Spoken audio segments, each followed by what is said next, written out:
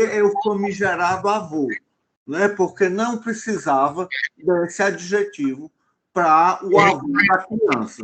Bora. Aí o que é que acontece mais? Nós estamos trabalhando com vulnerabilidade.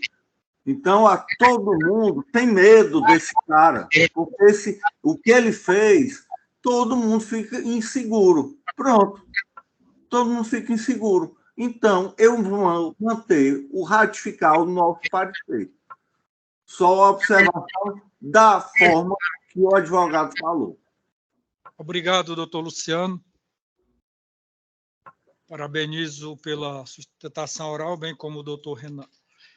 Verifica-se que, ajuntada a prova pericial aos autos na fase inquisitorial, a defesa, em nenhum momento anterior à fase recursal, requereu a nomeação de novo perito, sendo providência a seu cargo, caso entendesse necessário. Havendo o apelante permanecido preso durante a instrução, plenamente justificado que assim permaneça após a confirmação, a condenação, pois esta robustece os requisitos que outrora fundamentaram a necessidade da segregação cautelar, corroborando as condições vislumbradas já na fase instrutória. Ademais, a gravidade inconcreta do crime faz presumir que a sua liberdade traz risco à ordem pública, na medida em que consta que reiterou o crime por cerca de 3 anos. Por isso, nego o direito de recorrer em liberdade. Condenação exarada com acerto fincado nos inequívocos elementos de provas, não havendo dúvida de que o recorrente praticou de forma continuada por 4 vezes conjunção carnal e atos libidinosos com menor de 14 anos, o que configura o delito previsto no artigo 217, caput, combinado com 71 do Código Penal, em sua forma consumada. Fim da fase instrutória, a materialidade e a autoria delitivas resultaram comprovadas, principalmente nas declarações da vítima prestada em total consonância em ambas as fases da persecução criminal, oportunidades nas quais fora relatada de forma segura e precisa as práticas delituosas perpetradas pelo recorrente, assim como na prova oral colhida em juízo superior.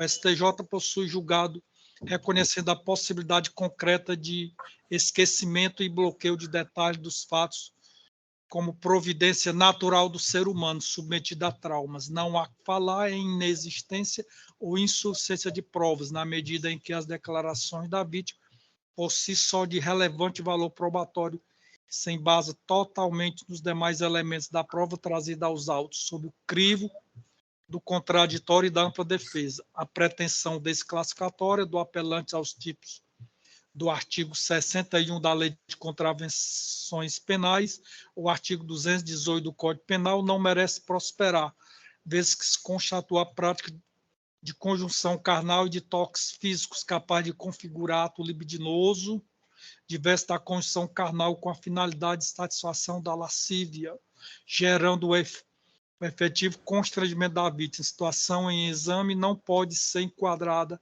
a antiga previsão do artigo 61 das contravenções penais, não somente por o crime não ter ocorrido em lugar público ou acessível ao público, como por ter havido efetivo contato físico de cunho sexual entre o agressor e a ofendida, não mera importunação. Dessa forma, não se amolda a conduta do apelante ao crime do artigo 218-A do Código Penal, dado que praticou ato libidinoso com a criança, não apenas na presença dela, recurso conhecido e improvido. Como vota a eminente desembargadora Rosilene?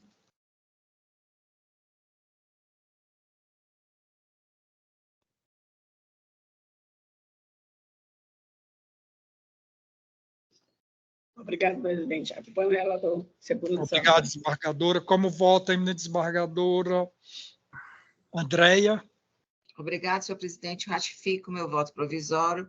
Acompanho o eminente relator. Obrigado, desembargadora Andréia. Decisão unânime.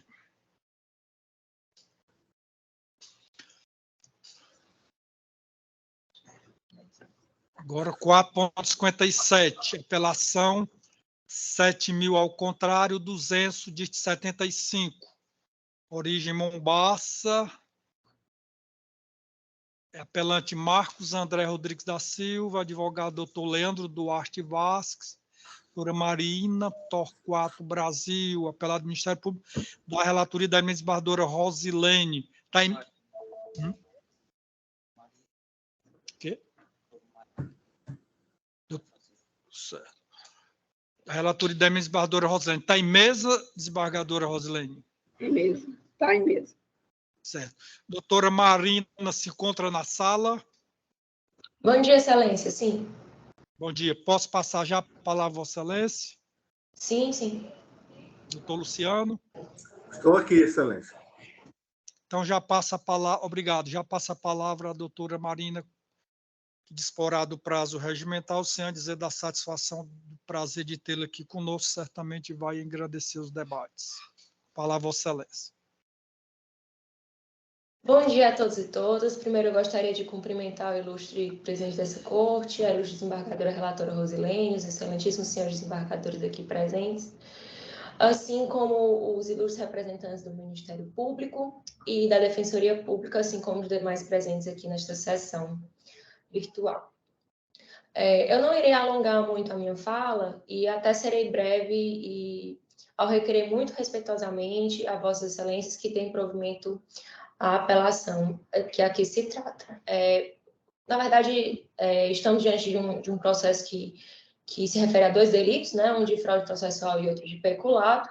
Quanto ao delito de fraude processual, já há evidente prescrição da pretensão punitiva, inclusive reconhecida pelo membro do Ministério Público em suas contrarrazões, mas de toda forma eu relembro que a primeira vara da comarca de Mombaça condenou o apelante a pena de 3 meses de detenção e 6 dias multas, nos termos do artigo...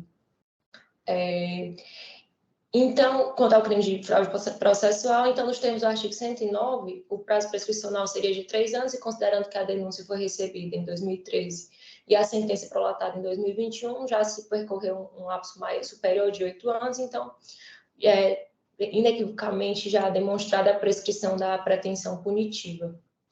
Quanto ao delito de peculato, aí eu precisaria adentrar nas questões fáticas e de direito, tendo em vista que o Ministério Público sustenta, né, a utilização pelo apelante do cartão Ecofrotas para geração de vales combustíveis e a posterior suposta abastecimento de veículo particular.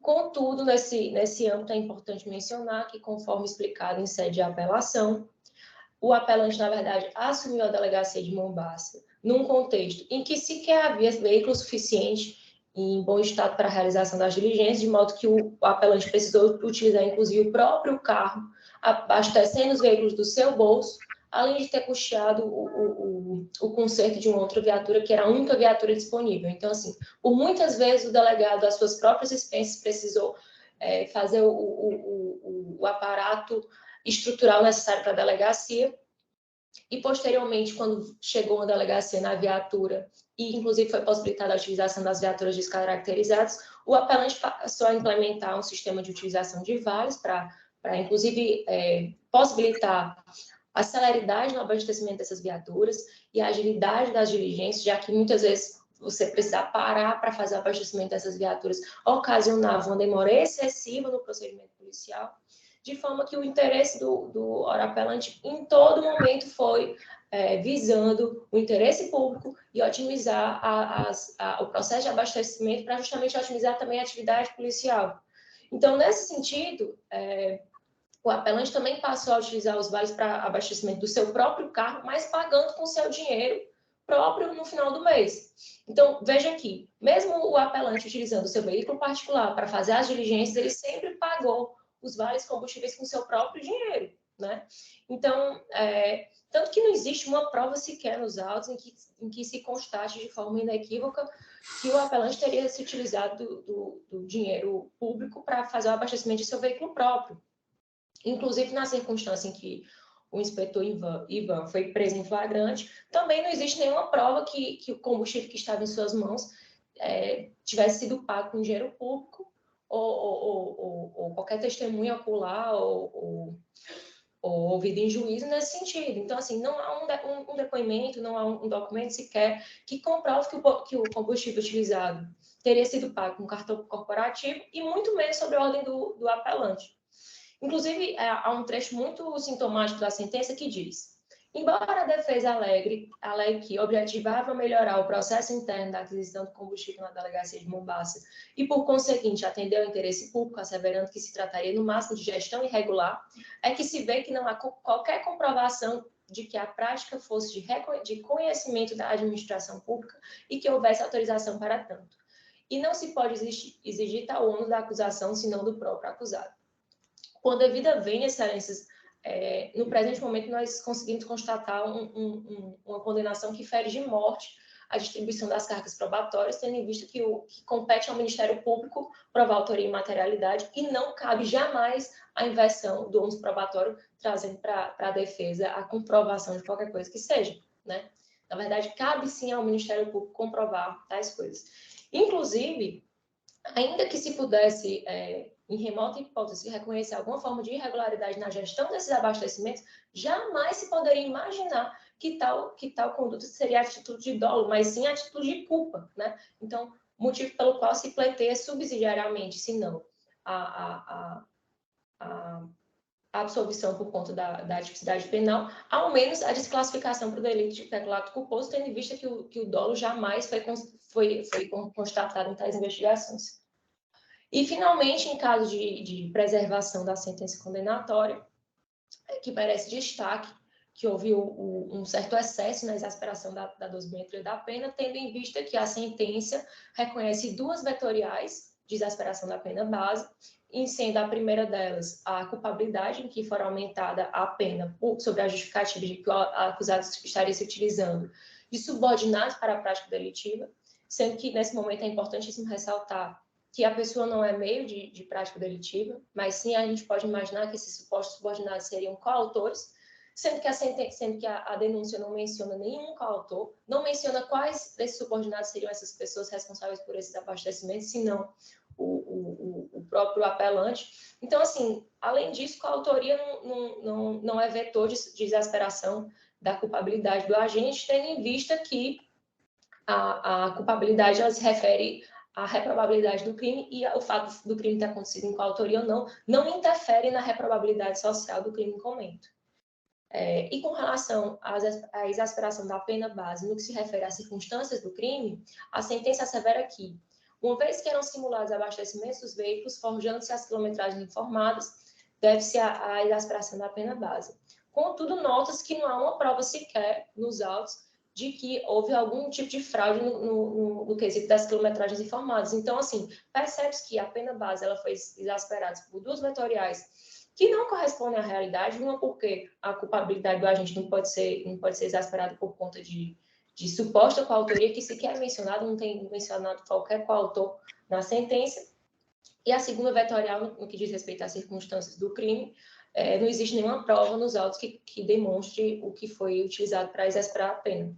Inclusive, nesse ponto, importante asseverar que a exasperação da pena base se deu em 2 anos e 6 meses, por apenas duas circunstâncias. Então, percebe-se que a sentença não explica o método de exasperação da pena base, e ainda que se utilizasse a teoria do termo médio, que é uma teoria amplamente utilizada na jurisprudência brasileira, percebe-se que, ainda que as duas circunstâncias tivessem sido utilizadas para exasperar a pena base, essa exasperação somada às duas se daria em 1 ano e 3 meses, e não 2 anos e 6 meses, ou seja, foi utilizada uma exasperação no dobro do razoável para aumentar a pena base do ora apelante.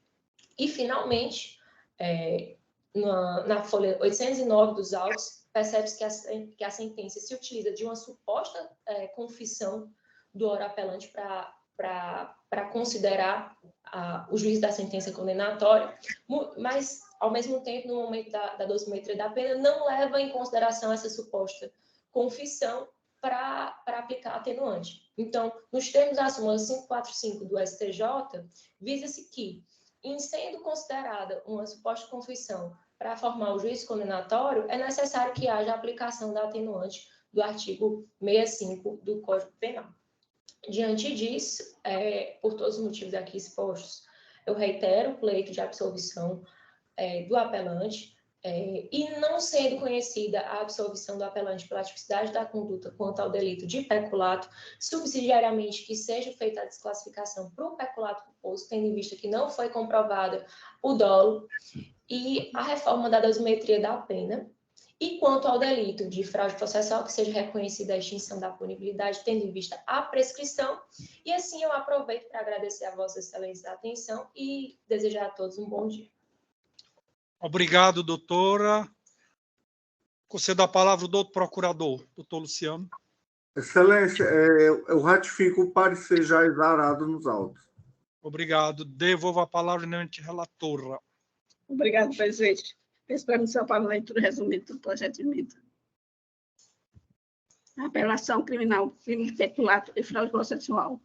Arguição preliminar de prescrição retroativa quando ao crime tipificado no artigo 347 do CPI. Acolhimento. Prazo prescricional regulado pela pena em concreto. Prescrição implementada. Punibilidade extinta. Pleito de absolvição quanto ao crime de peculato por insuficiência de prova e ausência de dolo, inviabilidade, materialidade e autoria configurados. Conduta delativa efetivamente consumada. Alegação de ausência de dolo, não acolhimento. Circunstâncias do caso concreto evidenciam que o apelante tinha conhecimento do caráter expor dos seus atos. Provador dos autos demonstra que utilizou o cartão corporativo da Polícia Civil para adquirir combustível e abastecer veículos particulares em continuidade delitiva. Dosimetria da pena. Decote do vetor, circunstância do crime, alteração da pena definitiva para o mínimo legal, substituição da pena privativa de liberdade por duas de direito. Voto no sentido de conhecer do recurso e parcialmente proferido. É como voto, presidente. Obrigado, desembargadora. Desembargadora revisora, desembargadora Ângela. Excelência, eu já havia me manifestado provisoriamente, confirmo o voto acompanhando integralmente a relatora. Obrigado. Como vota a desembargadora Marlúcia? Senhor presidente, eu acompanho a relatora. Obrigado, desembargadora. Recurso conhecido e parcialmente provido. 4.91, recurso sentido estrito 022-5859. Recorrente, Centro Fashion Empreendimentos, advogado doutor Sérgio Bruno Araújo Rebouças. Advogado também doutora Ana Beatriz. Recorrido Francisco de Assis Filomeno Gomes Neto. Advogado doutor Bruno Queiroz Oliveira. Quem vai fazer a sustentação oral? Doutora Beatriz, que é da recorrente. Olá, bom dia, sou eu, Ana Beatriz. Doutora Beatriz, bom dia, doutora. A senhora vê necessidade da desembargadora proferir relatório? Não, sem necessidade, excelência. Doutor Luciano? Também não, excelência. Então, já passo a palavra a Vossa Excelência. Obrigada, excelência. Bom dia, gostaria de iniciar cumprimentando o eminente presidente desta Câmara, doutor Henrique Jorge, a desembargadora relatora, doutora Andréa, as eminentes desembargadoras, doutora Ângela, Marlúcia e Rosilene, e também os membros do Ministério Público, da Defensoria Pública, Escola dos Advogados e todos aqui presentes. Então, aqui se trata de um recurso distrito que foi interposto em face de uma decisão do juízo da 7ª Vara Criminal da Comarca de Fortaleza, que negou seguimento a uma apelação. No julgamento, essa apelação ela foi interposta contra uma decisão que determinou o arquivamento de um inquérito policial. E esse inquérito policial ele foi instaurado para averiguar a invasão do e-mail do superintendente da empresa ofendida, do Centro Fashion, invasão essa feita por parte do senhor Francisco de Assis Filomeno Gomes Neto, que é um dos sócios e ora recorrido. E também a divulgação do conteúdo desses e-mails em um processo judicial, mas sem o sigilo. E após a devida investigação, o senhor Francisco Filomeno, ele foi indiciado pela prática dos crimes previstos no artigo 152 e 153 do Código Penal.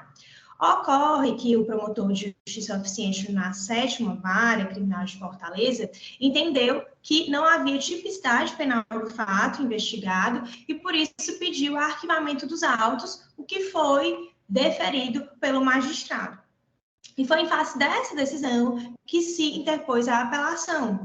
Só que a apelação acabou tendo seu segmento negado, tendo em vista que, segundo o magistrado, não seria cabível o recurso em face dessa decisão de arquivamento, ainda que por atipicidade penal do fato. Então, o recurso aqui interposto, o recurso distrito, ele trata do cabimento dessa apelação. E, a nosso ver, ao ver do Centro Fashion, o cabimento da apelação, ele se dá por 2 motivos que são autônomos. Em primeiro lugar, a decisão, a apelação é cabível porque a decisão impugnada pela apelação, uma decisão terminativa de mérito de arquivamento por atipicidade, ela é equivalente a uma sentença de absolvição sumária por atipicidade penal do fato, de forma que é cabível a apelação pelo artigo 593, inciso 1º do Código de Processo Penal. Autonomamente a esse ponto, nós sustentamos também que a apelação é cabível porque se trata de uma decisão de arquivamento por atipicidade e essa decisão é uma decisão terminativa não prevista no rol do artigo 581. E, por isso, é cabível a apelação pelo artigo 593, inciso 2º do Código de Processo Penal. Então, de fato, se a mesma causa, que é a atipicidade penal, fosse reconhecida no momento do juízo de ratificação sobre o recebimento da denúncia, a hipótese seria de absolvição sumária, sentença que desafia o recurso de apelação por parte do Ministério Público e, supletivamente, por parte do ofendido. E nesse ponto é também importante destacar que a decisão que determinou o arquivamento, quando ela for definitiva, ela produzirá os efeitos de coisa julgada formal e material. Isso ficou expresso na decisão que vedou a aplicação do artigo 18 do Código de Processo Penal, impossibilitando a reabertura no caso do surgimento de novas provas. Então, excelências, não se pode negar à vítima a oportunidade de, em sede recursal, impedir a ocorrência da coisa julgada material em uma decisão de arquivamento, da mesma forma que lhe seria cabível no caso equivalente de sentença de absolvição sumária. Naturalmente, em sendo admitido o recurso de apelação, julgado o mérito procedente do recurso de apelação, não se poderia jamais obrigar o Ministério Público ao oferecimento da denúncia. Isso seria absolutamente inconstitucional. A titularidade, a iniciativa da ação penal de iniciativa pública são privativas do Ministério Público. No caso, o provimento do recurso, que a vítima obtém é o reconhecimento jurisdicional de que o fato é, em tese, penalmente típico, afastando, então, os efeitos da coisa julgada material. É esse o interesse recursal da vítima. Então, por meio do recurso distrito, deste recurso, o que se pretende é a reforma da decisão recorrida para o efeito de admissão do recurso de apelação interposto pelo ofendido e, assim, pede-se o provimento do recurso de apelação para o efeito de reforma a decisão que determinou o arquivamento do inquérito policial, reconhecendo a tipicidade penal em tese dos fatos investigados, com a consequente devolução do inquérito à apreciação da Procuradoria-Geral de Justiça do Ministério Público do Estado do Ceará, para que a instância revisora do Ministério Público decida nos termos do artigo 28 do Código de Processo Penal, se é caso de oferecimento de denúncia ou se é caso efetivamente de arquivamento, sendo que nesse caso estaria afastada os efeitos da coisa julgada material. E passando rapidamente para falar algumas considerações sobre o mérito recursal da apelação, é importante fazer algumas considerações. A decisão impugnada pela apelação, a decisão que determinou o arquivamento, ela se baseou essencialmente em 2 aspectos para fundamentar o deferimento do arquivamento por atipicidade penal do fato. O primeiro deles foi o argumento de que os delitos previstos no artigo 151 a 153 do Código Penal, eles exigiriam que as condutas recaíssem sobre documento físico, sob a forma de carta, bilhete ou telegrama.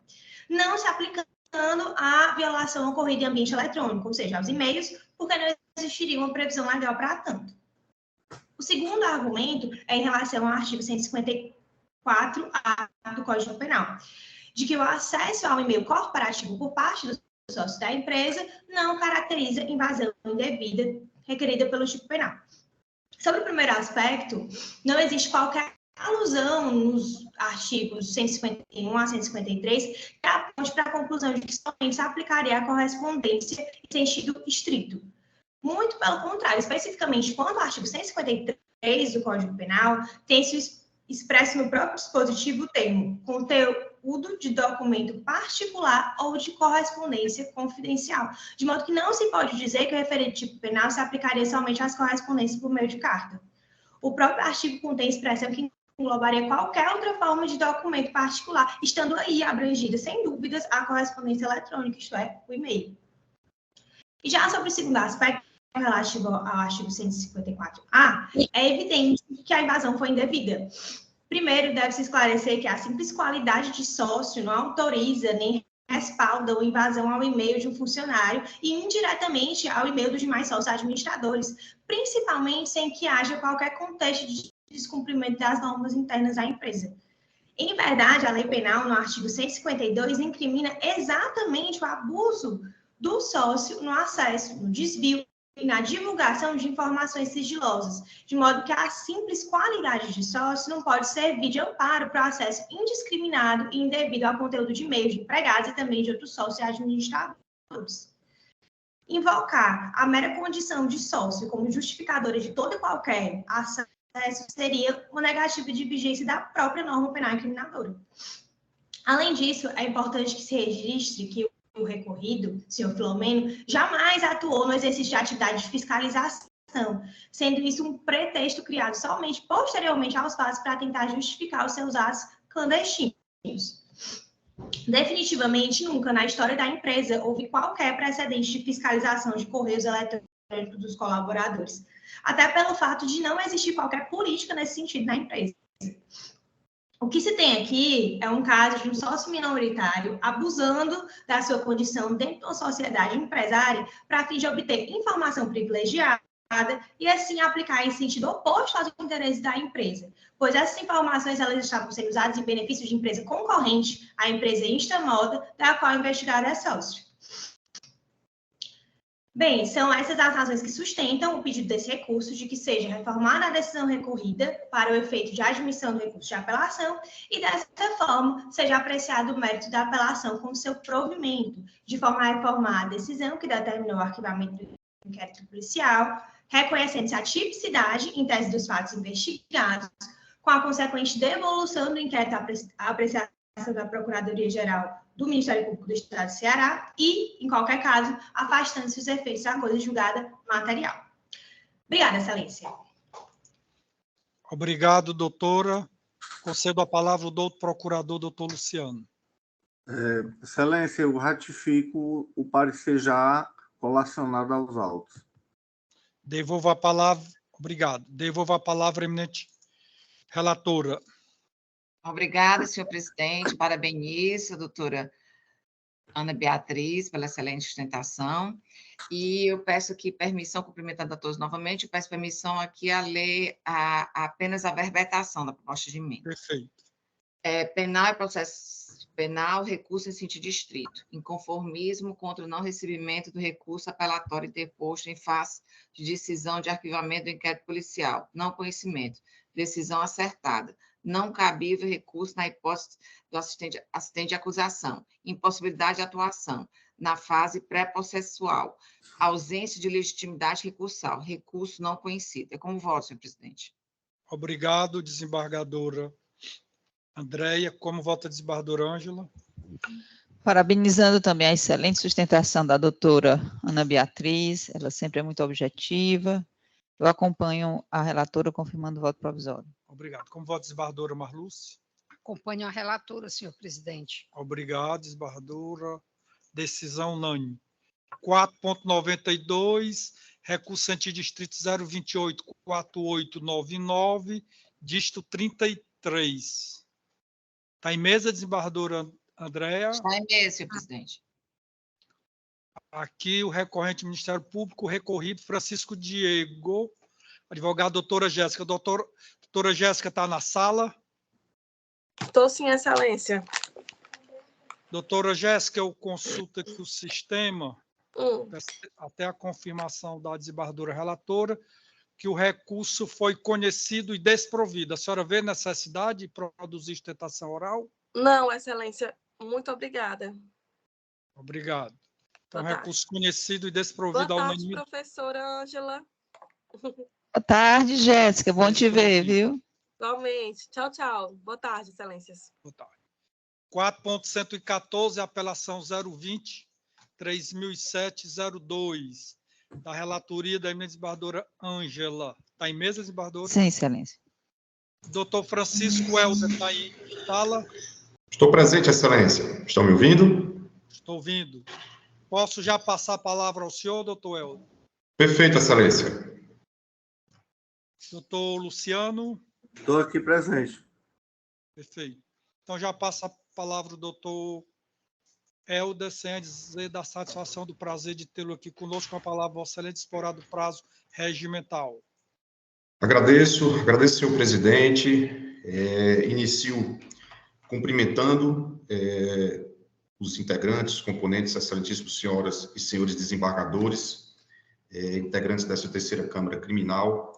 Cumprimento ainda o excelentíssimo senhor representante do Ministério Público, da Defensoria Pública, colegas advogados e servidores da Justiça. Digo que é uma honra, uma satisfação me dirigir a vossas excelências no dia de hoje para tratar, excelências, de apelação, né, julgamento do recurso de apelação, interposto por Geiso Pereira Diniz, em que é acusado das condutas tipificadas nos artigos 213 e 215-A, acumulado com o artigo 71, todos do Código Penal.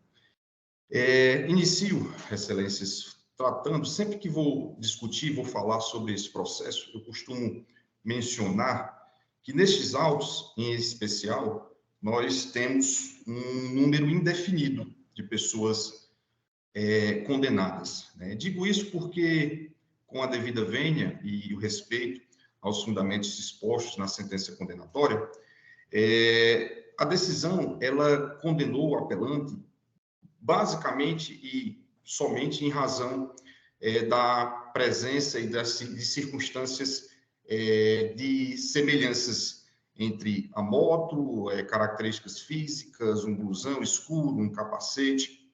Foram essas as circunstâncias que levaram à condenação do apelante. E digo isso porque há nos autos, já reconhecido, inclusive pelo próprio juízo de primeiro grau, que houve um procedimento ilegal, errôneo e ilegal, realizado no momento do reconhecimento, realizado ainda em sede inquisitorial, na delegacia, no momento da prisão em flagrante.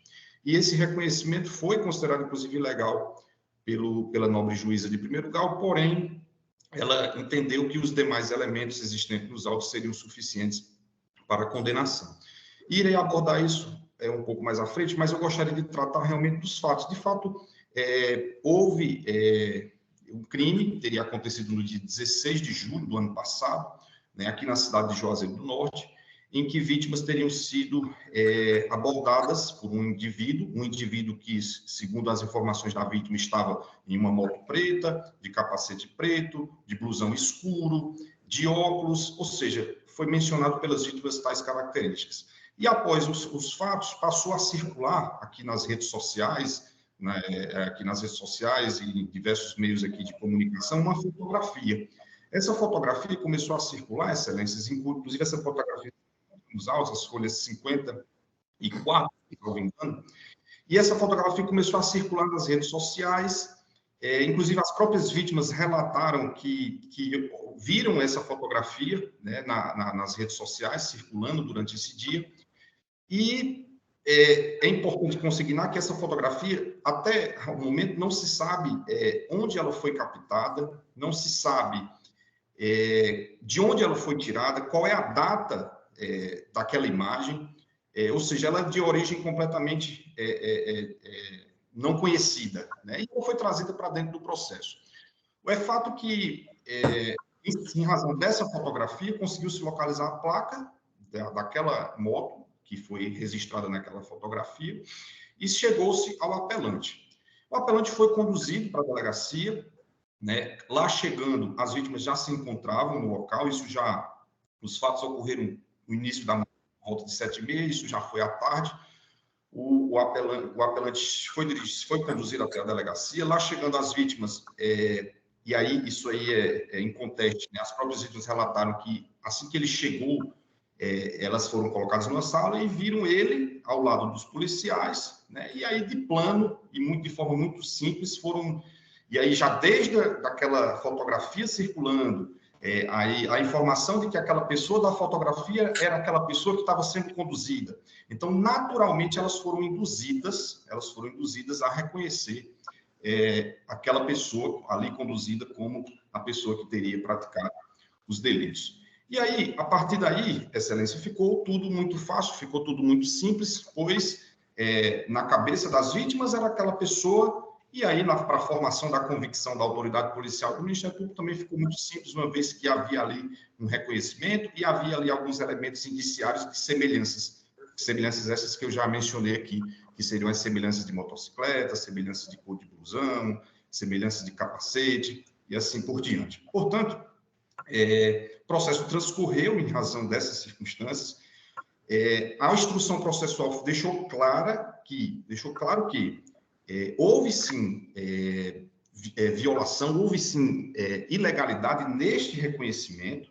Portanto, este reconhecimento foi inclusive desconsiderado, né? Muito embora não tenho dúvida de que passou a servir de convicção para a magistrada que julgou, muito embora ela não pudesse utilizá-lo como fundamento para o decreto condenatório. Porém, é evidente que nós estamos diante de uma situação em que, não se havendo reconhecimento, vai se avaliar o que é que ficou. O que é que ficou? Ficou o depoimento das vítimas, relatando que foram vítimas dos crimes por um homem de moto, blusão escuro, capacete preto, ou seja, ficou essa informação, não há qualquer contestação quanto à materialidade delitiva. O grande debate é, de fato, se as provas existentes são ou não suficientes para justificar um decreto condenatório. E aí eu provoco Vossas Excelências a fazer a seguinte avaliação. Vamos imaginar que naquele dia em que o apelante tenha sido conduzido para a delegacia, vamos imaginar que naquele dia tivesse sido observados os procedimentos legais do reconhecimento, conforme preceitua o artigo 226, conforme inclusive foi ratificado, foi, de certa forma, estabelecido diretrizes por meio também da resolução 484 do CNJ, no que diz respeito aos procedimentos que devem ser adotados com relação ao reconhecimento. Então, vamos imaginar que naquele dia tivesse sido feito esse procedimento. E vamos imaginar que o apelante, ao lado de outras pessoas, as vítimas não tivessem indicado uma pessoa diversa, né? Vamos trabalhar com essa situação. Vamos imaginar que as vítimas tivessem apontado naquela ocasião pessoa diversa. A consequência natural seria que o reconhecimento não poderia ser utilizado como elemento probatório.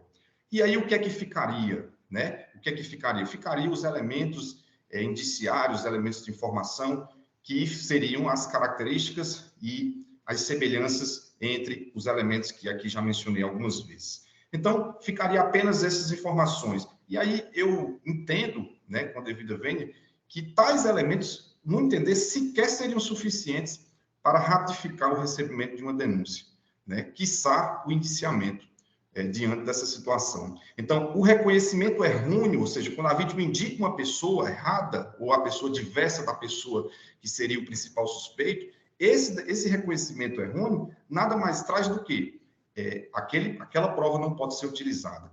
E o reconhecimento ilegal, o reconhecimento em que não se observadas as regras concernentes aos procedimentos que devem ser adotados, de certa forma, Excelência, se deve ser observado por Vossas Excelências, no sentido de que esse reconhecimento ilegal é também um reconhecimento errôneo. Por quê? Porque é um reconhecimento induzido. Não foi dado ao réu a oportunidade de ter se submetido a um reconhecimento e ter tido a oportunidade de ser indicado uma pessoa diversa. E aí, ao invés disso, a nobre decisão, os argumentos trazidos na decisão de primeira instância, tenta encontrar em outros elementos, e aí reafirmo, meros elementos indiciários, fundamento para justificar um decreto condenatório que, entendo eu, não serem suficientes para tanto. É importante também consignar, excelências, que esses demais elementos, e aí a sentença fala do depoimento das vítimas, como disse antes, as vítimas, elas relatam os fatos a qual foram submetidas, né, a qual foram vítimas. Mas elas, assim como disse, não possuem, as informações trazidas por elas não foram suficientes, de fato, para indicar que aquela pessoa seria o orapelante, justamente em razão dessa oportunidade que foi perdida lá na delegacia, de que se fosse feito um reconhecimento da forma legal, da forma correta e da forma adequada. Então, excelência, sem maiores delongas, em razão do adiantado horário, principalmente, eu rogo e peço a vossas excelências que deem provimento ao recurso de apelação, absolvendo o apelante das acusações impostas, posto que os elementos produzidos e que permaneceram válidos dentro do processo não são suficientes para apontar a autoria delitiva. De toda forma, e caso não seja esse o entendimento de vossas excelências, eu faço também, e aí utilizo os argumentos já trazidos nas razões da apelação, faço e rogo que vossas excelências reavaliem a pena, a fixação da pena, bem como reavaliem o regime inicial de cumprimento da pena, uma vez que entendo também não terem sido observados as balizas legais e adequadas para o caso concreto. Então, estes são os termos e são a manifestação da defesa para esse momento, excelência. Muito obrigado pela atenção de todos. Obrigado, doutor. Concedo a palavra ao doutor procurador, doutor Luciano. Só queria fazer uma observação, excelência, que é a questão que está se questionando a instrução processual de primeira instância. Não sei se cabe, num grau de apelação, a instrução. Desculpe eu ser neófito nessa seara agora, mas aqui em segundo grau. Mas eu quero dizer que a instrução processual era para ter sido arguída alguma nulidade lá, não aqui em grau de recurso. Bom, em qualquer forma, eu ratifico o nosso parecer, que já está instalado nos autos. Obrigado, doutor. Concedo a palavra, devolvo a palavra, aliás, à eminente desembargadora relatora. Muito grata, senhor presidente. Eu escutei com muita atenção a sustentação oral do doutor Helder e já asseguro também ao doutor Luciano Pescotti que o conteúdo probatório, toda a coleta probatória, ela foi reavaliada e foi reexaminada por essa instância, exatamente para se verificar se há algum desacerto na condenação. E peço vênia, Vossa Excelência, para ler a verbetação. Ela já é um pouco exaustiva e aborda as questões das razões do apelo, então, eu acho que Perfeito. É uma apelação e o crime, ou os crimes foram 2, estupro e importunação sexual. Esse último em continuidade delitiva. As capitulações são o artigo 213 e 215-A, em combinação com o 71, todos do Código Penal, como disse o nobre advogado. O primeiro pleito da defesa é o de absolvição, com alegação de nulidade do reconhecimento pessoal. As declarações das vítimas, em conjunto com os depoimentos da testemunha, constituem provas hábeis à comprovação da autoria delitiva. Veículo empregado na prática delitiva identificado por meio de imagens de segurança. Réu encontrado na posse da motocicleta, apreendida juntamente às vestimentas utilizadas nos delitos. Decreto condenatório não se fundou no reconhecimento inquisitorial. Segundo pedido, redução da pena. A este pedido se dá parcial acolhimento, com afastamento do desvalor da culpabilidade na primeira fase da dosimetria no tocante aos delitos de cuja vítima é C de QL, artigo 213, e vítima LJ de SD, artigo 215-A. Mantém-se, entretanto, o desvalor quanto ao delito contra a vítima AKF da S, vítima do artigo 215-A. Menor de 18 anos, pessoa em desenvolvimento, revelando maior reprovabilidade da conduta do réu. Em relação à agravante do artigo 61, inciso 2, letra C do Código Penal, mantém-se pedido de informação possibilitando a aproximação das vítimas, constitui um meio ardil que dificulta a defesa destas. Redução da fração na incidência da circunstância agravante, procedência nesse ponto. Necessidade de observância ao parâmetro da fração de 1/6, que é para essa segunda fase da dosimetria utilizada. Então, a pena final foi alterada, o recurso foi conhecido e parcialmente provido com relação à pena. É como voto. Obrigado, desembargadora. Ângela, eu também, conforme já manifestei no voto provisório, que o torno definitivo, adiro integralmente o voto da eminente relatora Bila, bem lançado o voto. Como vota a desembargadora Rosilene? Obrigada, presidente. Acompanho a relatora. Decisão. Obrigado. Decisão unânime. 4.131, apelação 0192-178, dígito 38. Também da relatoria da desembargadora Ângela. Está em mesa, desembargadora? Sim, excelência, mas, Vossa Excelência... O doutor Renan se encontra na sala, o advogado do apelado, Renan Bezerra Conde, ou a doutora Ana Caroline Santos Abreu. Bom dia, excelência. Doutor Renan se encontra. Doutor Renan, consultando aqui o sistema, nós percebemos que foi desprovido o apelo do Ministério Público. Se houver necessidade de produzir ainda a sustentação? Não, excelência, muito obrigado e bom trabalho a todos, tá bom? Tá, obrigado. Fica para outra oportunidade, seria um prazer ouvi-lo aqui. Então, findou essa parte de pedido de preferência com sustentação oral. Eu peço permissão aos colegas para fazer uma pausa de 5 minutos, pode ser? Muito bem. Então, faremos essa pequena pausa aí de 5 minutos e retornaremos aos trabalhos.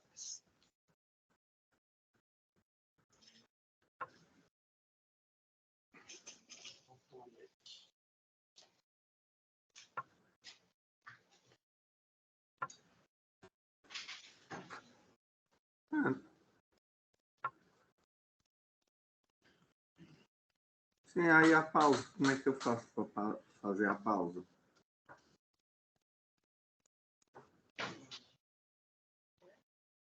Ainda também. A pausa aqui, como é que eu faço? Onde é? Quer ver a pausa? Não, pausar, sair da... pausar, né? Sair daqui.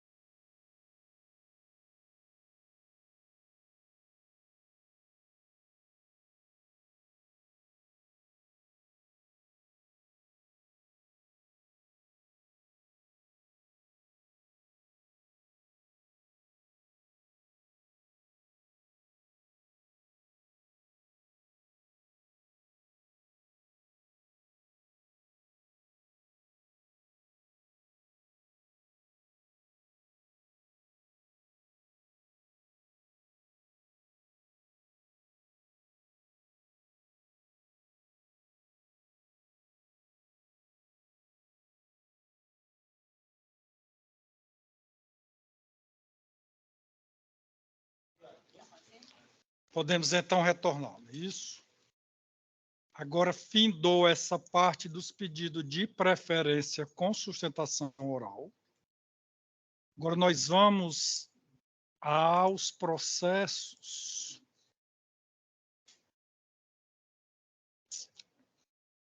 que ainda estão pendentes de julgamento. Os destaques antes, né? Qual? Os destaques, logo em cima. Proclamação. Aqui já fez. Quais são? Eu botei aí.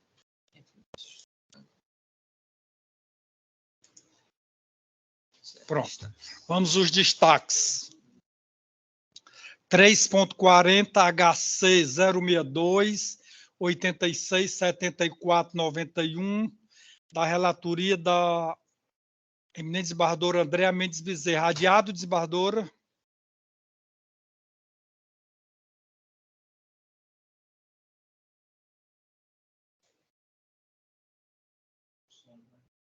Desembargadora Andréa.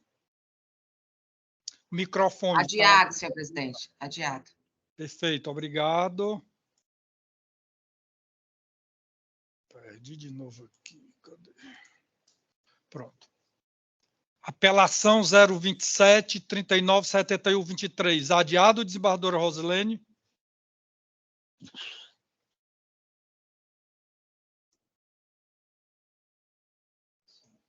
Desembargadora Rosilene. Sim, presidente.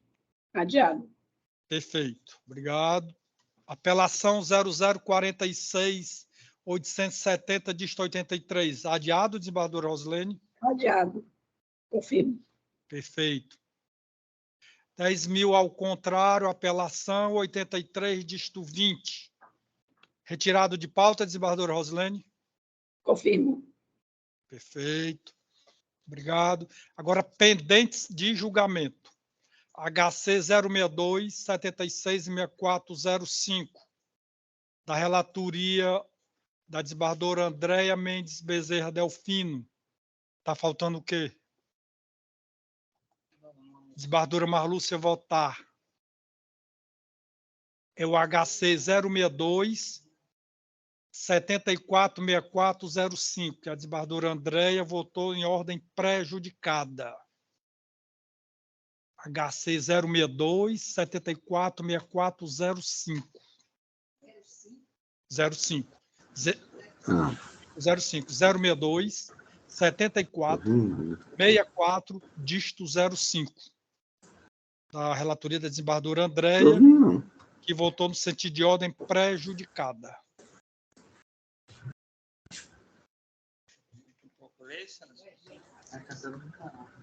062 74 6405. O dele é que está fechado. Que foi Ele tá lendo. o voto da desembargadora Andréa foi no sentido de ordem Está tudo prejudicada. fechado, ó. Igual, coisa, né?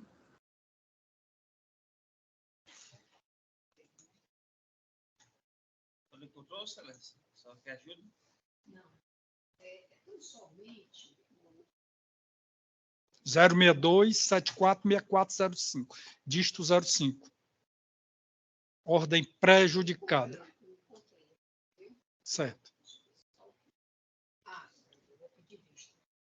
Certo. Vista concedida à eminente desembargadora Marlúcia. 3.43, HC 062 98 46, dígito 68. Também da relatoria Acho que a gente está falando da desembargadora Andréa, que votou no sentido de ordem conhecida e denegada com recomendação. Falta o voto. Não, não é aí não. Marlúcia, como vota a desembargadora Marlúcia? Senhor presidente, eu fiz só aqui uma pequena observação, que tem sido esse o meu posicionamento, e por bem acompanhar parcialmente o voto provisório da douta relatora, apresentando tão somente uma pequena divergência periférica no que se refere ao conhecimento do presente habeas corpus. Conforme já afirmei posicionamento em outras ocasiões, entendo que, em sendo esta Câmara Criminal o juízo natural e primevo para julgamento de ações constitucionais de habeas corpus que apontam como autoridades coatoras os juízes de primeiro grau de jurisdição, não há como se falar em supressão de instância, até porque não há, nessa espécie de ação da qual ora se cuida, instância anterior a ser suprimida. Vou dispensar a leitura da jurisprudência, da doutrina, porque acho que todos aqui já conhecem esse meu posicionamento. Desembargador, eu fiz a alteração. Eu conheço e deneguei. Sim. Fez a alteração? Já está no voto a alteração. Já está no voto. Eu respondi a senhora no chat e já alterei. Então não tem mais nenhuma divergência, né? Eu consigno que eu tinha votado favorável na versão anterior, em que ela não conhecia e de ofício. Então, eu registro a minha, já que a relatora refluiu, eu vi agora no voto, eu registro, então, que nesse ponto eu não considero que eu considero que há realmente uma supressão de instância, porque a matéria não foi submetida na origem, porque então, eu entendo... Perfeito. Então, a senhora... Eu tinha votado na versão anterior do voto. Eu vejo que a desembargadora Andréa, agora na versão final que ela está trazendo, ela acatou a posição da desembargadora Marlúcia, que é uma posição que a desembargadora Marlúcia vem adotando aqui. Inclusive, essa terceira Câmara tem maioria, né, até na época que o desembargador Lincoln era presidente, tinha até unanimidade, que de ofício, mesmo admitindo a supressão, mas de ofício, né? Sim, a gente sempre, é mais uma questão de técnica, porque se a gente vai conhecendo direto, isso é a minha opinião, né? Se a gente vai conhecendo direto, a gente vai conhecendo per salto, deixando que o magistrado de primeiro grau se manifeste sobre o assunto. É uma questão mais de técnica mesmo, de julgamento. Não conhece. Na verdade, o resultado final, pela denegação, eu concordo. É essa questão periférica, que eu entendo que existe a supressão de instância, mas que pode ser conhecido de ofício para verificar se há alguma ilegalidade. Nesse caso, não há nenhuma ilegalidade, por isso que a ordem foi denegada. Mas eu entendo que o juiz de primeiro grau ele deve ser instado antes de ser colocado direto a habeas corpus, especialmente para que ele tenha a oportunidade de refluir, né? Aqui é um pedido de prisão domiciliar, ele não fez o pedido lá na origem, veio direto aqui, o magistrado não teve nem a condição de... Resumindo, a senhora não conhece. Não conhece, e de ofício não existe nenhuma ilegalidade. Então, por maioria, a ordem foi conhecida e por unanimidade foi denegada. É isso. Pronto, perfeito. Vamos para frente. 4.58, apelação 00-501-17, dígito 17. Relatoria desembargadora Rosilene, que votou recurso conhecido, mas prejudicado ante o reconhecimento das nulidades das provas obtidas e consequente absolvição dos réus no termo do artigo 3867 do CPP. Sentença retificada de ofício. Falta o voto de... Meu excelência. Desembargadora Rosilene, eu lhe indago, a senhora viu o chat hoje de manhã, porque foram 6 apelações que eu votei hoje de manhã. Vossa Excelência chegou a ler? Leio, sim. Pronto. Na verdade, eu estou trazendo aqui ao debate dessa Câmara uma decisão monocrática do ministro Alexandre de Moraes, proferida agora dia 30 de agosto, em que ele, analisando um recurso extraordinário, ele diz coisas com as quais eu concordo e que vão ao encontro desses julgamentos que serão feitos hoje. São recursos de apelação, tráfico de drogas, e em todos eles se reconhece o ingresso forçado e a violação de domicílio. E no voto do ministro Alexandre de Moraes, ele disse o seguinte, que o judiciário não pode determinar ao executivo a imposição de providências administrativas como medida obrigatória para os casos de busca domiciliar, sob o argumento de serem necessárias para evitar eventuais abusos, além das suspeitas e dúvidas sobre a legalidade da diligência, em que pesem de existir tais requisitos no inciso 11 do artigo 5º, tampouco no tema 280 de repercussão geral do STF. O ministro Alexandre de Moraes basicamente diz que, naquele julgado, o STJ, ele deu uma interpretação diversa ao tema 280. e impôs ao Poder Judiciário a questão das diligências prévias para as fundadas suspeitas, né? Ele defende basicamente que se a polícia percebe que há um movimento e que há uma fundada suspeita que se comprova depois, o STJ não poderia exigir para esse ingresso em domicílio quase que um procedimento que não está na Constituição. Basicamente é o que ele diz mais coisas. Eu acho até que a desembargadora Lira partilhou no grupo dos desembargadores essa última decisão, ministro Alexandre de Moraes. E eu estou trazendo ao debate porque eu perfilo exatamente o entendimento que o ministro colocou naquela decisão.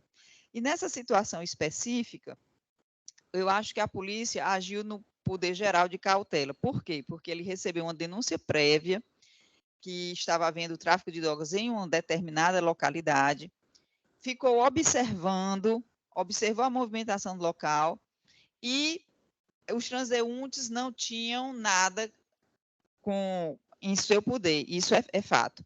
Mas quando a Correia, a Luciana, ela saiu da casa, a polícia observou que ela tinha volumes no seu corpo e era a droga, cocaína, e fez a apreensão nela, né? E ela depois autorizou o ingresso na casa dela. Então, penso que a decisão do ministro Alexandre de Moraes traz uma nova percepção para esse tipo de abordagem.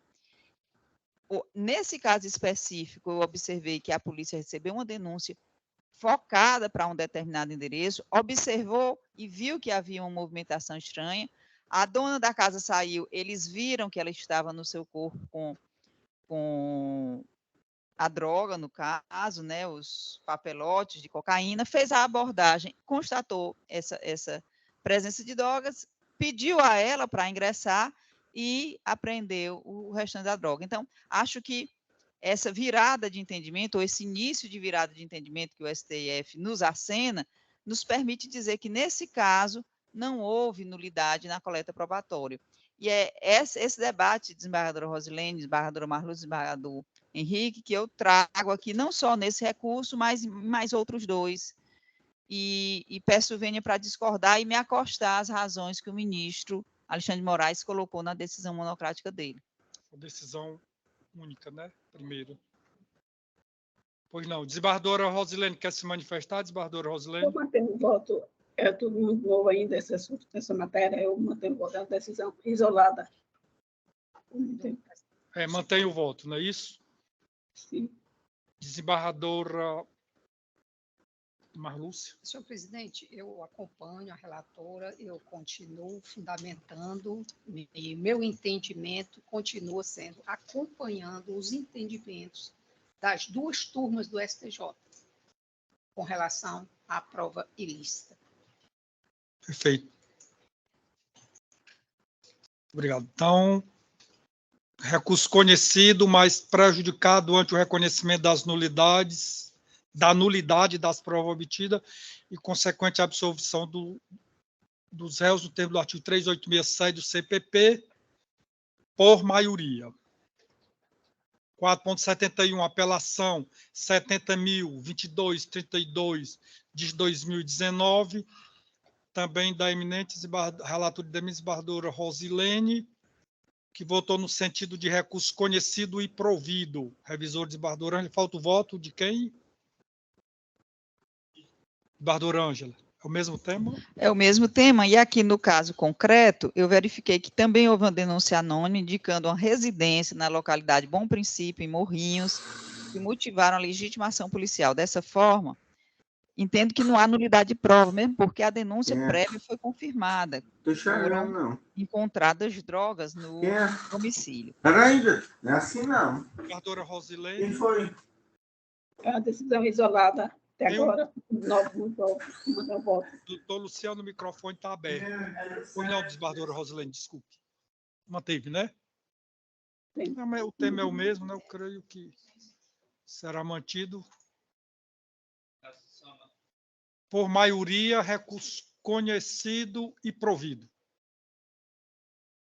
4.78, apelação 01 6010 67 27 29, desculpe, repeti. 010-6729, dígito 78. Da desembargadora Rosilene Ferreira Facundo, que votou no sentido recurso conhecido e provido. Falta o voto de quem? Foi votado? É o 0106-729 de 78, Wellington. Recurso conhecido e provido à unanimidade. Obrigado. 4.86, agravo em execução 00133-38, dígito 69. Voto. Da desembargadora relatoria desembargadora Rosilene. É porque voto com mudo. Por exemplo, eu fui ali. Tem o microfone aberto. Nada. Agravo conhecido e improvido. Eu cliquei aqui, ó. Cliquei. Eliminar aí. Quem não votou aí? Quem não votou ainda? É só para registrar a minha posição em relação à presunção de hipossuficiência. É um agravo em execução, na verdade. Alguma coisa ele agravo em execução 00133, dígito 69. A desembargadora votou no sentido conhecido e improvido. E a desembargadora vota contrário, né? Pelo provimento. Desembargadora Rosilene. Mantém o voto. Mantém o voto. Perfeito. A desembargadora Marlúcia também já votou, né? Por maioria. Agravo conhecido e provido por maioria. 4.87. Agravo em execução penal 820-88, dígito 29. Da relatoria da desembargadora Andréia. Votou no sentido do recurso conhecido e provido. Falta o voto de quem? Qual é o número, desembargador? É um agravo em execução 820-88, dígito 29. Perfeito. Com a devida vênia e a nobre relatora, eu hei por bem divergir no mérito dessa ação. Eu explico. Ao exame detalhado dos presentes fólios, firmei convencimento de que não assiste razão jurídica ao agravante, vez que a decisão, ora impugnada, se encontra devidamente fundamentada, mostrando-se neste estágio do processo de execução em consonância com a realidade fática, bem como com o objetivo principal da pena, qual seja a ressocialização do apenado. A partir dos autos, observa-se que na data de 6 de junho de 2023, ao apenado ora agravado, que cumpre pena no regime semiaberto, fora concedida a saída antecipada com prisão domiciliar eletronicamente monitorada. Decisão agravada pelo Ministério Público ante a alegação de que a decisão agravada não observara todos os parâmetros da súmula vinculante 56, ressaltando ainda que o agravado é condenado por crime equivalente a hediondo e somente de progressão para o regime aberto em 14 de dezembro de 2024. Portanto, conheço do presente recurso, mas para negar-lhe provimento, em divergência ao judicioso voto da relatoria, mantendo-se, destarte, a decisão que deferiu a progressão de regime ao agravado. Com voto, senhor presidente. A senhora vota pelo não provimento. Não provimento. Mantendo a decisão agravada. Eu mantenho o meu voto, senhor presidente.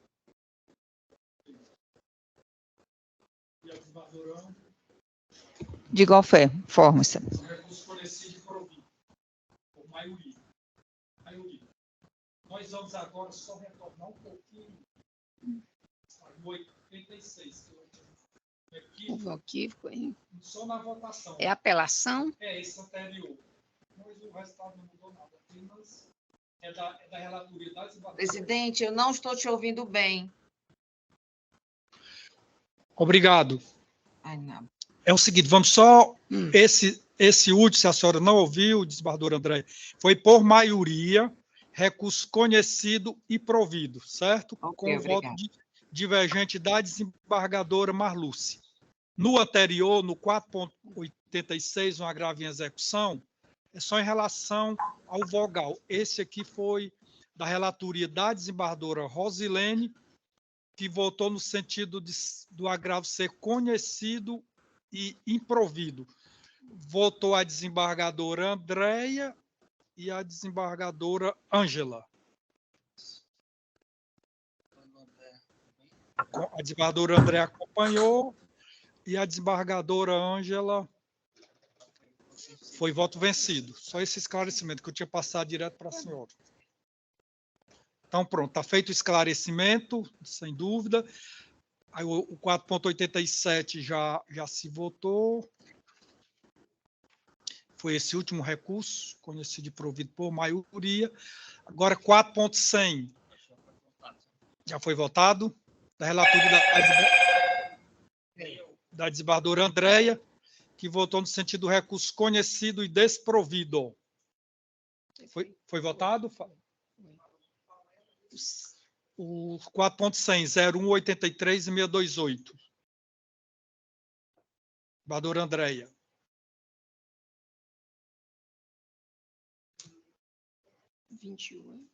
Dígito 28.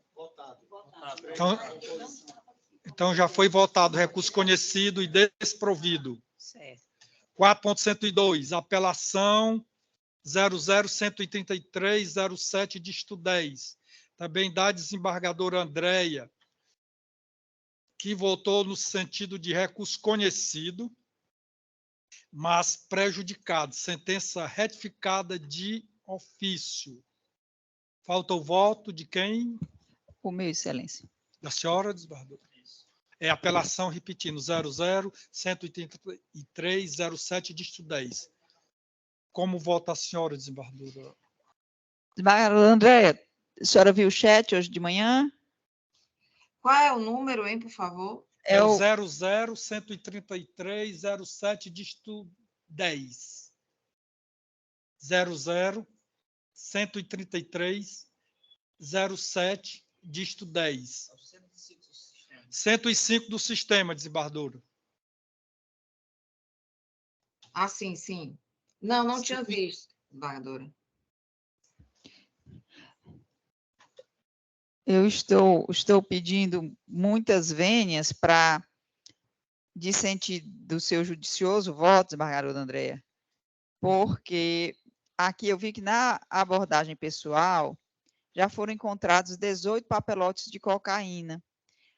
Eu penso que a polícia agiu num dever geral de cautela, estava em patrulhamento, e já na abordagem pessoal encontrou com o apelante, o Francisco Érico, 18 papelotes de cocaína. Então, não acho que essa abordagem tenha sido randômica ou ilegal, né?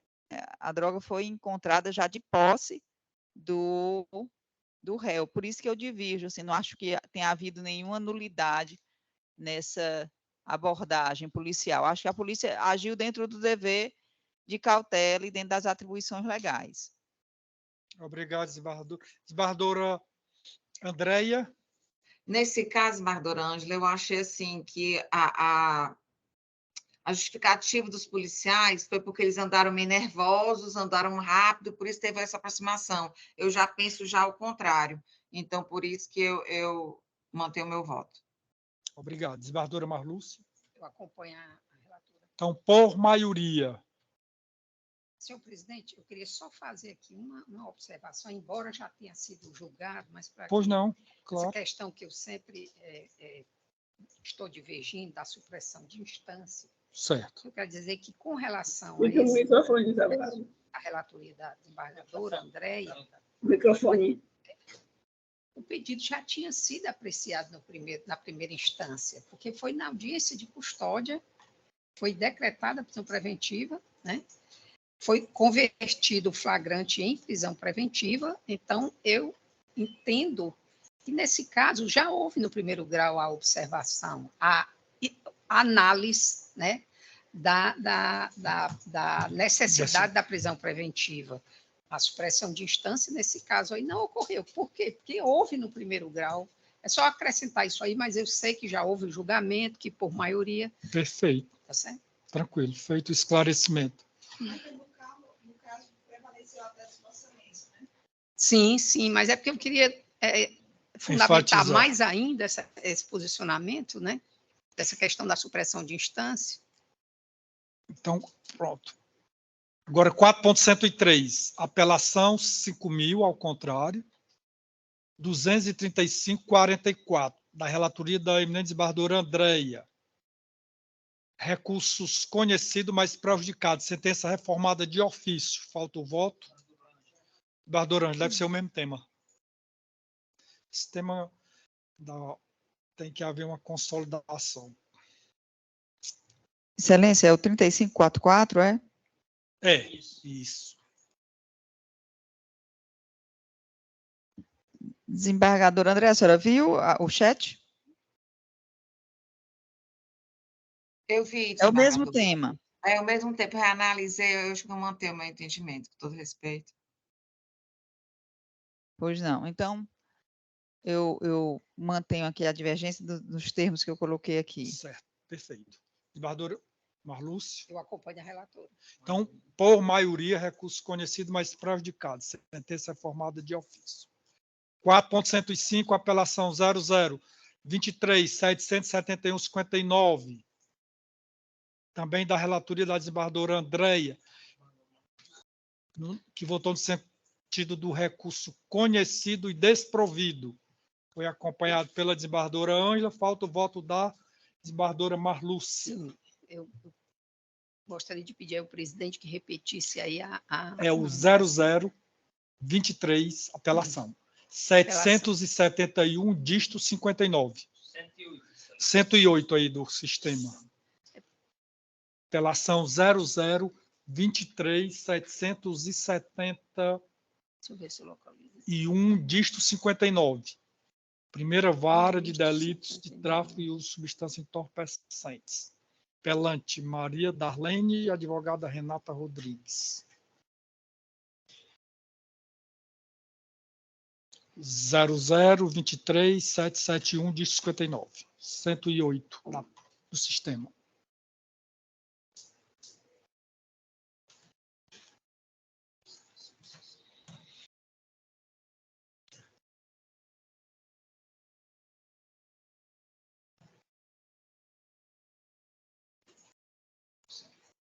Hein?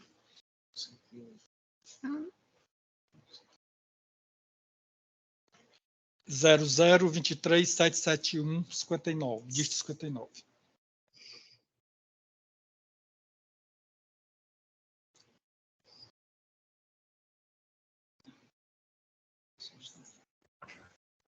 Licença, uma vez.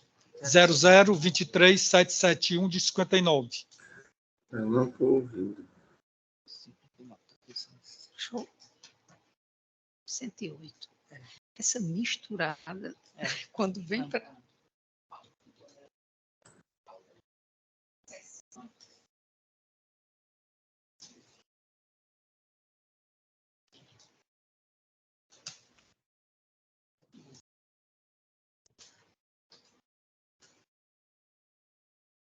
Zero 0023.771 de 59.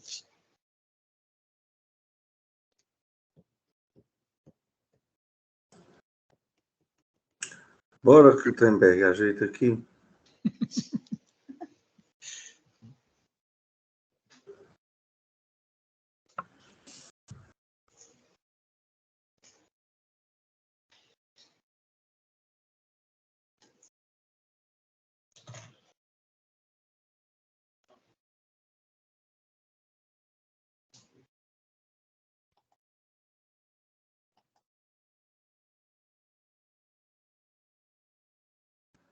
Pronto? Deu certo nada. Eu Ai, dou meu tudo Deus do certo. céu.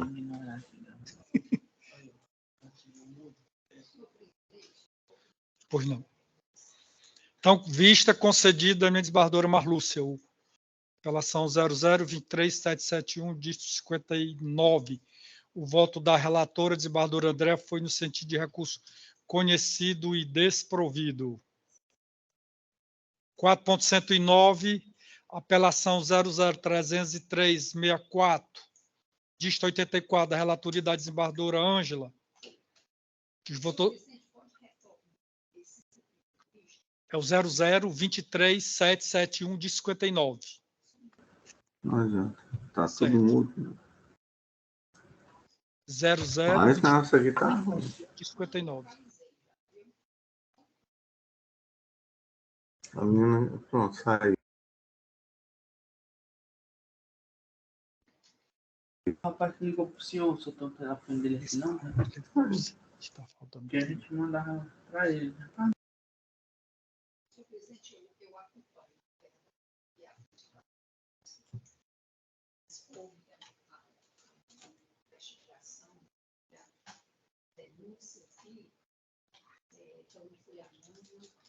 Perfeito.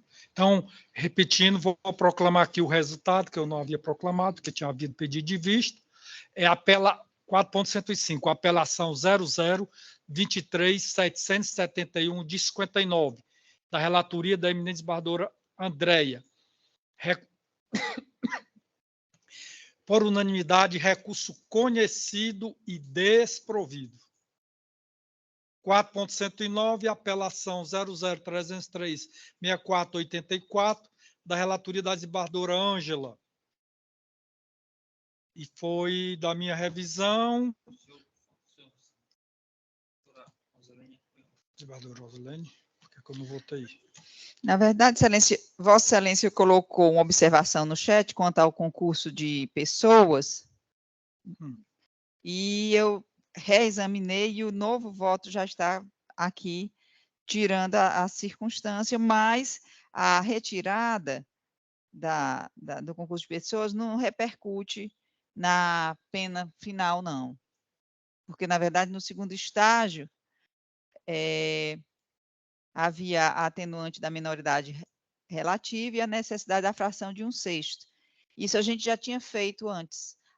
Só era um equívoco. Se o senhor quiser ver, eu posso ler a parte final da dosimetria. Mas o voto foi retificado, se Vossa Excelência quiser. A pena foi diminuída, né? Então... Não. Ó, vou ler aqui. Vamos ver aqui essa parte que Vossa Excelência fala, da dosimetria. Certo? No primeiro estágio, o juiz sentenciante valorou negativamente os vetores judiciais da culpabilidade e circunstâncias do delito. Quanto a isso, Vossa Excelência não... a minha insurgência é só contra um agravante que ele conhece. Pronto, vamos lá. Do concurso de pessoas. Olha, no segundo, no segundo, então vamos logo a esse ponto específico. No segundo estágio, foi reconhecida a agravante do concurso de pessoas que deve ser afastada, considerando a ausência de debate em plenário quanto à sua ocorrência. Não obstante o reconhecimento da menoridade relativa, não foi observada a fração de 1/6, razão pela qual a pena intermediária deve ser reduzida para então 13 anos e 9 meses de reclusão, com reflexo na pena final. Então reduziu, tá certo. Reduziu, é porque eu tinha pensado que tinha havido uma compensação. Então eu acompanho, reduziu, porque ele... A pena final ficou em 6 anos, 10 meses e 15 dias de reclusão. Pronto. Então reduziu, tá certo, perfeito, acompanho. Ele colocou em um concurso de agentes. E foi genérico. Não disse nenhum do artigo 62. Então, pronto, recurso conhecido e parcialmente provido à unanimidade. 4.130, apelação 00-505-94, dígito 46. Recurso conhecido e desprovido. Falta o voto. Desembargadora Marlúcia.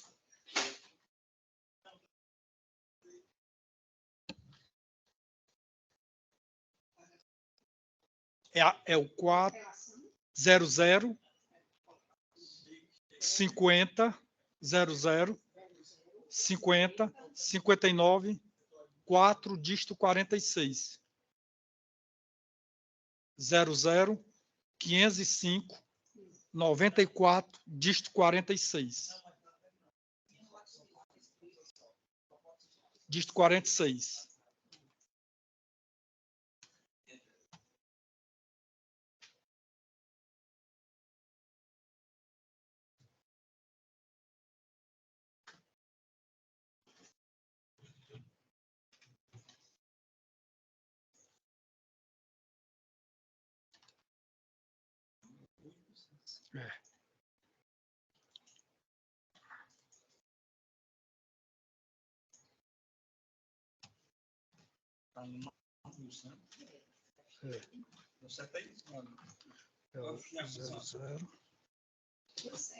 Tudo certo.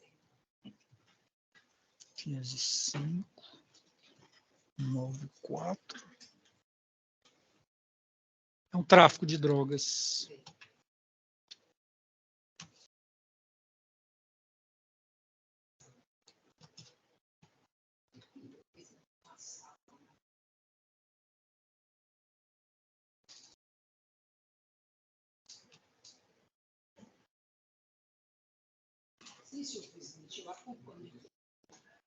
Perfeito. Então, decisão unânime. Conhecido e desprovido. Findou? Já? Foram julgados quantos? 198. 3 tentações. Com as desistências, né, por ter sido concedida a ordem.